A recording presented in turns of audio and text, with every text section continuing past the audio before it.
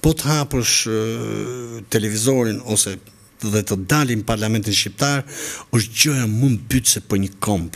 Sepse kjo ndodh për dy arsye. Sot edhe unë ndoqja parlamentin dhe u shokova. Çfarë shikoja? Shikoje retorikën e vjetër politike, fyerjet, sharjet, çdo gjë që e ngrenë mbi gënjeshtrën, çdo gjë që ngrihet mbi mashtrimin, çdo gjë që e cila ngrihet për interesin personal, nuk i shërben dhe nuk ka më interes publiku. Unë hapa personalisht sot telefonin edhe sa e pash e hoqja, nuk kisha interes, sepse unë në parlament pretendoj të ndjek ide, vizion, projekt, të ndjek çfarë do bëhet mirë për popullin shqiptar, për kombin, një debat me vlera i bazuar në argument dhe në anti-argument nga ana tjetër. Kurse këtu ke vetëm fyerje, ke të njëjtin zhargon të vjetër dhe është pikërisht ky zhargoni i cili ka marrë përgjigje. Por problemi sot nuk është më zhargoni një opozite të lodhur e cila nuk ka më shpresë. Problemi sot është i ringritjes të djastës shqiptare, të vlerave dhe në vjushmërinë politike, se për mua këto janë e shkuara. Këto thjesht nuk duan të pranojnë të vërtetën e vet, dhe nuk ka gjë më të keqe kur një person refuzon të shohë realitetin, refuzon të shohë të vërtetën e vet. Dhe këtu kemi të bëjmë me individ që vuajnë nga deliri i madhështisë. Dhe deliri i madhështisë është një sëmundje i cili është një individ që pretendon që ka të drejtën mbi gjithçka dhe mbi çdo, ndërkohë ai nuk ka asnjë lloj të drejtë. Dhe ndërkohë ky person nuk ka asnjë lloj oferte. Dhe më saktë ky person, përveç se nuk jep shpresë, ky po mbyt shpresën. Këtu ai po i jep një mbyllje, një dritare për shumë të rinj e të treja. Ai sot është duke djegur breza për shkak të një interesi personal. Këtë nuk duhet ta lejojnë intelektualët. Këtu duhet të ngrihen këta që i quajnë veten demokratë të djathtë, këta që hiqen si demokratë të djathtë. Një demokrat dhe një djathtë thotë realitetin, një demokrat dhe një djathtë revoltohet, një demokrat dhe një djathtë i thotë jo fasadës, kurse këta mbyllin sytë dhe thonë jemi për popullin, ju gënjeni.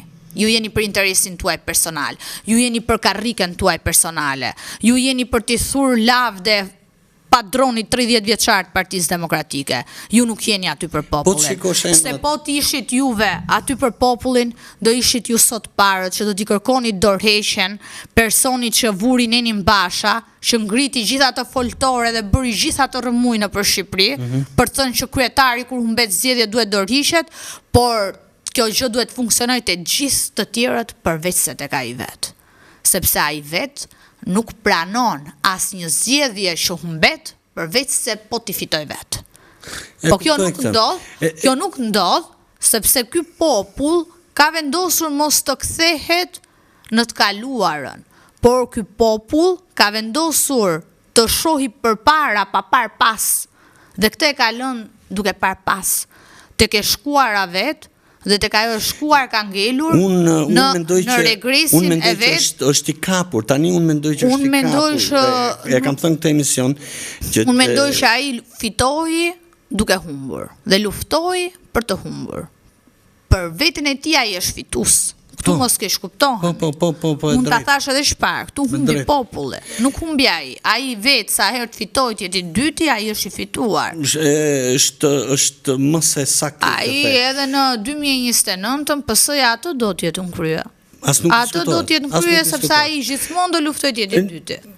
Po e themi PS-n si grup, po e marrim si grup është kjo që thua ti, po nëse PS-ja po e marrim si një lëvizje që kohët e fundit për shembull Edi Rama pikërisht këtë arriti se e bëra një analizë shkurtër të fushatës ti, nëse unë re nuk kishte flamur më të rilindjes ose të Partisë Socialiste, ishin më shumë flamur kuq shqiptar që duhet ishin përgjithsisht ke PD-ja këto, ishin më shumë. Ka një mesazh aty. Ai thot, unë agjendën time thot kam Shqipërinë. Agjendën e PD-s e bëj unë. Dhe çfarë më bëri përshtypje tjetër? Është e bukur kjo. Po. Agendën e Shqipërisë e bëj unë, dhe agendën e PD-s e bëj po unë. Ai thoshte vetëm Edi në BE në 2030-ën, ndërkohë ne të djastët madhështorët tanë kishin lasivitan. Lasivitan për të mashtruar publikun. Lasivitan se do vinte një huaj këtu edhe do i sillte votat me shkopin magjik. Lasivitan për interesin personal, sepse kishte një dam këtë zez në emrin e tij. Për çfarë duheshin paguar gjithë ato miliona? Kur ato miliona mund të ishin hedhur në për strukturat e partisë dhe ishte bërë një fushat më e bukur. Erdhi Lasivitaja, e bëri qesharak me kapelen me numrin 1 dhe i tha do fitojmë me fletushka der më der si në Amerikë. Por Lasivitaja nuk mund të jepte fitore në Shqipëri, sepse që t'japësh fitore në Shqipëri duhet njohësh të kaluarën e Shqipërisë, duhet të lexosh historinë e këtij vendi, sepse asgjë nuk harrohet në këtë vend.